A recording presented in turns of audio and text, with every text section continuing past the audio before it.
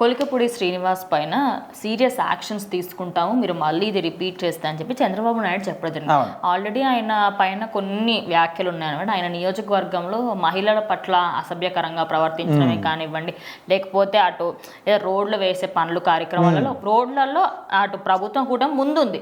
ఈయన నియోజకవర్గంలో మాత్రం ఆయన పెద్దగా పట్టించుకోవడం. అంటే ఇప్పుడు ఒక టీడీపీకి సంబంధించిన ఎమ్మెల్యే అంటే ఇట్లా ఆయన నియోజకవర్గంలో ప్రతి ఒక్క పని కూడా, అది రోడ్ల విషయంలో కావచ్చు, నీళ్ళ విషయంలో కావచ్చు, అంటే శాఖలకు మంత్రులు ఎవరైనా ఉండొచ్చు, కానీ మీరు చొరవ చూపించి మీరు మాట్లాడితేనే కదా ఏదైనా వచ్చేవి. సో ఈ రోడ్లు వేయడం విషయంలో కావచ్చు, ముఖ్యంగా మహిళల విషయంలో మాత్రం ఆయన ఒక దాదాపు 5-6 గంటల పాటు మహిళల్ని పోలీస్ స్టేషన్లో ఉంచడం, అదేవిధంగా వాళ్ళు ఒకవేళ ఆయన దగ్గరికి మాట్లాడడానికి వచ్చినప్పుడు డ్వాక్రా మహిళలు సంఘానికి సంబంధించిన వచ్చినప్పుడు కూడా వాళ్ళతోని బూతులు మాట్లాడుతూ వ్యవహరించడం కానీ, సో ఇలాంటి చాలా కేసులు కూడా ఈయన మీద ఫిర్యాదులు అయితే వచ్చాయి. సో వీటికి రీసెంట్గా మాత్రం చంద్రబాబు నాయుడుకి తెలిసింది. సో వాళ్ళు కూటమి ప్రభుత్వం వచ్చినప్పుడే చెప్పారు, మీరు మీ పట్ల మీరు ఏ విధంగా ఉండండి, కానీ సాధారణ ప్రజల పట్ల మాత్రం, వాళ్ళు మనకి దేవుళ్ళు, వాళ్ళు ఓట్లు వేస్తారు కాబట్టి మనం ఇప్పుడు ఈ స్థానంలో ఉన్నాం. సో వాళ్ళ పట్ల మనం ఖచ్చితంగా మర్యాద పూర్వకంగా ఉండాలి.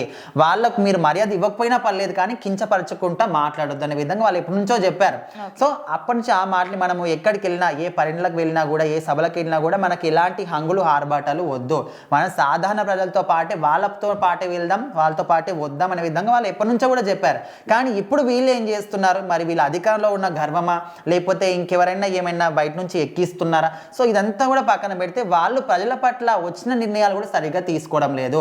ఇప్పుడు రాష్ట్రంలో ఎక్కడెక్కడో మారుమూల ప్రాంతాలకు వెళ్ళి కూడా రోడ్లు వేయించి, దగ్గరుండి రోడ్లు వేయించడం అనేది పవన్ కళ్యాణ్కి అవసరం లేదు, వాళ్ళ నియోజకవర్గంలో ఉన్న వాళ్ళు చూసుకోవాలి. కానీ ఆయన ఏంటి, ఇచ్చిన మాట నిలబెట్టుకోవాలి, ప్రజలు మన ప్రభుత్వాన్ని మీద పెట్టుకున్న నమ్మకాన్ని మనం నిలబెట్టుకోవాలని చెప్పేసి ఆయన ఎప్పుడో చెప్పాడు. ప్రభుత్వం వచ్చిన రాకముందు కూడా మాట చెప్పాడు. ఎట్లా అంటే, మీ మారుమూల ప్రాంతాలు ఎక్కడెక్కడైతే ఉన్నారో ప్రతి ఒక్క చోట కూడా మేము రోడ్లు వేయించడం కానీ అన్ని పనులు కూడా చేపిస్తామని చెప్పి చేయిస్తున్నారు.